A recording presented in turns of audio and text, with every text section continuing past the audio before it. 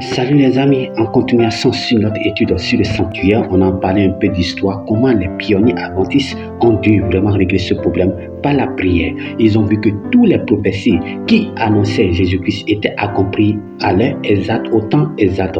Donc, tout ce qui est dans la Bible a été accompli en la personne de notre Seigneur Jésus-Christ. En l'an 27, Jésus-Christ a pris son baptême.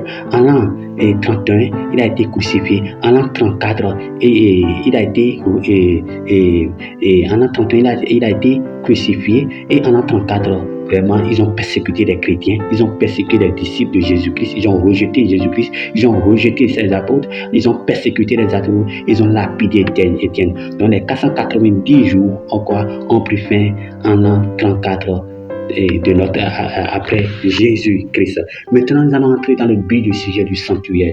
Quand nous lisons d'après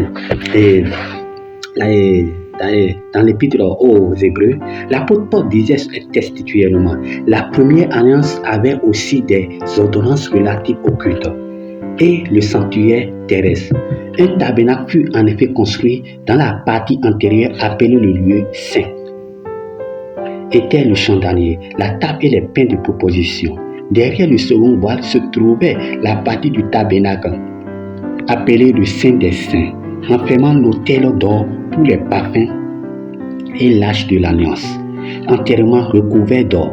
Il y avait dans l'arche un vase d'or contenant la manne, la vague et la verge d'Aaron qui avait fleuri et les tables de l'alliance. Au-dessus de l'arche étaient les chérubins de la gloire, couvrant de quoi? Couvrant de leur ombre le propitiatoire. Donc, le sanctuaire dont parlait l'apôtre, c'était quoi? Le tabernacle que Moïse construisit sur l'ordre de Dieu pour être la demeure terrestre du Tout-Puissant. Ils me feront un sanctuaire et j'habiterai au milieu d'eux. Là, c'est clair. Exode. Nous allons voir ça. Donc, les Israélites voyagent alors dans le désert. Le tabernacle fut construit de façon à pouvoir être démonté et transporté de lieu en lieu. Donc, nous voyons là maintenant que vraiment, si il y a un tabernacle, Dieu a demandé à Moïse de faire quoi? De construire un tabernacle. Et Dieu me dit, ils me feront un sanctuaire et j'habiterai au milieu d'eux.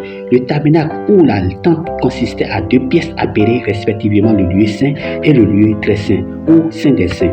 Ces 2 pièces étaient séparées par une magnifique draperie. Un voile d'un tissu semblable formant portière fermait l'entrée de la première pièce. Dans le lieu saint, au midi, se trouvait le chandelier à 7 lampes éclairant nuit et jour le sanctuaire. Au nord, il y avait la table des pains de proposition et devant le voile séparant le lieu saint du lieu très saint était l'autel d'or ou autel des parfums, duquel une nuée odoriférante montait chaque jour devant Dieu avec les prières d'Israël.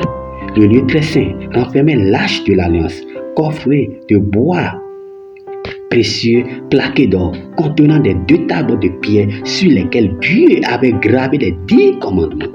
Le propitiatoire qui en formait le couvercle le couvercle était une œuvre d'art forgée d'une seule pièce d'or massif.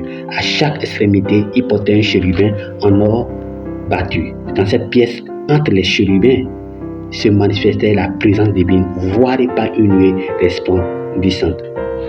Saint Paul nous informe encore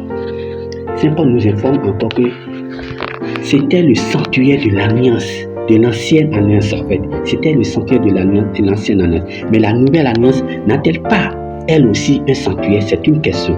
Revenant à l'épître aux Hébreux, les croyants avides de lumière remarquaient que l'existence d'un second sanctuaire, celui de la nouvelle alliance, était impliqué dans les paroles de Paul déjà citées. La première alliance avait aussi des ordonnances relatives au culte et le sanctuaire terrestre, le verset que nous venons de lire. Mais le mot aussi là rappelait que Paul avait déjà mentionné un autre sanctuaire.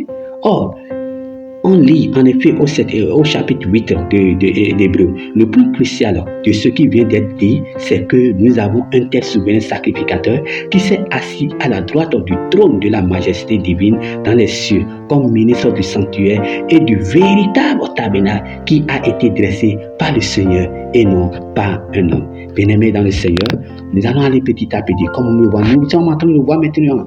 Donc, ça veut dire qu'il y a un sanctuaire qui sera purifié. Et ce sanctuaire, nous avons vu un sanctuaire maintenant que Dieu a dit à Moïse de construire. Et la Bible a été claire, ils me feront un sanctuaire et j'habiterai au milieu d'eux. Et si Dieu dit, je habiterai au milieu d'eux, si on doit bien comprendre, ce n'est pas quoi dans le ciel, mais sur la terre, j'habiterai au milieu d'eux au pluriel. Donc, on va continuer dans la prochaine vidéo. Nous allons voir quel sanctuaire sera purifié. Que le Seigneur soit avec vous. À demain.